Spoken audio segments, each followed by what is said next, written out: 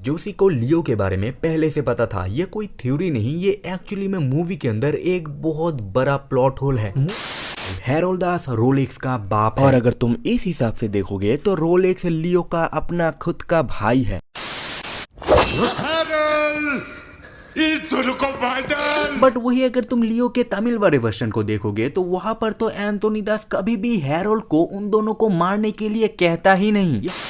Alright, तुमने लियो movie को OTT में 4K में देखने के बाद भी इन डिटेल्स को शायद ही नोटिस किया होगा। देन डिटेल नंबर 1, जोशी को लियो के बारे में पहले से पता था। ये कोई थ्योरी नहीं, ये एक्चुअली में मूवी के अंदर एक बहुत बड़ा प्लॉट होल है। मूवी के अंदर हमें दिखाया गया कि जोशी को पार्थिवन के बारे में पता था, बट ये नहीं पता था कि पार्थिवन ही लियो है। बट तुमने शायद ही नोटिस किया होगा, जब जोशी पार्थिवन को कॉल करता है तो पार्थिवन का नंबर उसके मोबाइल पे लियो करके सेव था। देन यहाँ पर ये हो सकता है कि जोशी एक्चुअली में विक्रम का आदमी है एंड यहाँ पर जोशी को रखा गया है पार्थिवन के ऊपर नजर रखने के लिए। और जोशी को पार्थिवन के बारे में तो सब पता था, बट लियो के बारे में नहीं। और यही जानने के लिए जोशी जाता है डिसूजा के पास। ये थ्योरी इस सीन पे बहुत ही अच्छे से फिट होता है, क्योंकि मूवी के एंड में जब विक्रम लियो को कॉल करता है तब वो लियो के बारे में सब कुछ जानता था। देन डिटेल नंबर 2, इस सीन पे सिद्धू अपने पापा से ये वादा करने के लिए कहता है कि वो आज स्कूल पे फोन ले जाएगा। ये बात वो अपने मम्मा से नहीं बताएगा। पहले आप मुझसे वादा कीजिए, आप मम्मा से ये नहीं कहेंगे मैं आज स्कूल फोन लेकर गया था।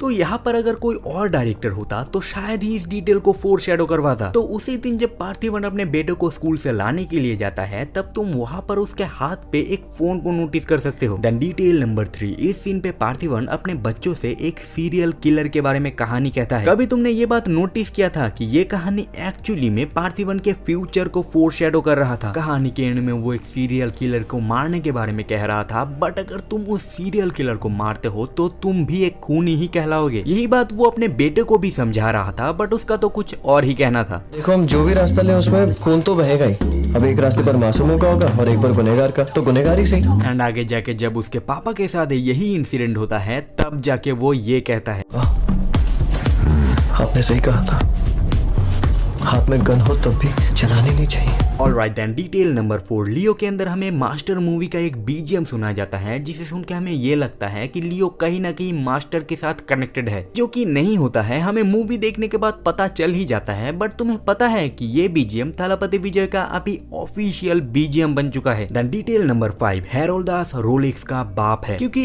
इस सीन पे हैरोल्ड दास लियो का बाउंटी देता है एक टेबल के ऊपर खड़ा होके। एंड विक्रम के अंदर रोलेक्स विक्रम और कैथी का बाउंटी देता है एक टेबल के ऊपर खड़ा हो गए। एंड उसके बाद इस सीन पे हैरोल्ड दास किसी का हाथ काटता है और रोलेक्स किसी का गला। देखो ये अगर किसी और डायरेक्टर का दुनिया होता तो ये कोई कोइंसिडेंट या फिर फोरशैडोइंग हो सकता था, बट लोकेश सर के दुनिया में नहीं। देन डिटेल नंबर 6, लियो के अगर तुम हिंदी वर्जन को देखोगे तो वहां पर जब लियो का बेटा दुखी होता है हमें ये पता ही नहीं होता है कि वो एक्चुअली में दुखी क्यों होता है, क्योंकि इस सीन के तुरंत पहले वाले सीन पे ही तुम नोटिस कर सकते हो कि यहाँ पर लियो अपने बेटे को गुड थ्रो कह के एक कॉम्प्लीमेंट दे रहा था। बट वही अगर तुम लियो के तमिल वर्जन को देखोगे तो उसके सबटाइटल पे तो कुछ और ही लिखा हुआ है। तमिल वर्जन में लियो अपने बेटे से ये कहता है कि तुम्हें पता था ना कि वहां से मैं आ रहा था। एंड सिर्फ इसी बात को लेके सिद्धार्थ अपने पापा से नाराज था। देन डिटेल नंबर 7, लियो के हिंदी डब में एंथोनी दास हैरोल्ड दास से कुछ ऐसा कहता है,